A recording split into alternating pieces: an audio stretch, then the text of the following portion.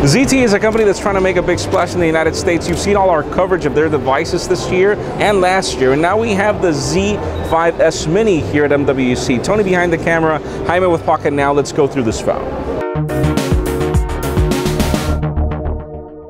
Now, ZTE is a very interesting company. You would think that they are doing mid-tiered phones specifically because everything that they launch is not with the highest end specifications, and yet their phones actually perform quite well. We saw the Grand Memo II, we saw the Nubia 5 that I reviewed, and the Z5S LTE that we saw at CES, and now we've got their mini variant. And what makes this phone different? First of all, we've got a 4.7-inch 720p display this time, and we also have a Qualcomm 1.7 gigahertz quad-core processor, which I do assume that is 400.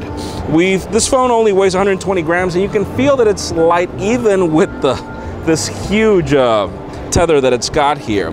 So we've got a 2000 milliamp hour battery. This is running Android 4.2.2 sadly, and it's running on top of this basic, and pretty much it's a card UI that we've already seen with the previous Nubia devices that we've launched. It doesn't have two layers, only one. There is no app tray here, and you can add as many of these home screens as you want, and you can build them with widgets and apps and folders in the same spot. It's actually kind of interesting.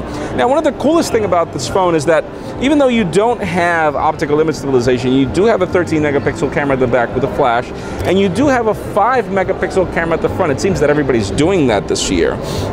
Now, other than that, we have the typical basics, the typical sensors.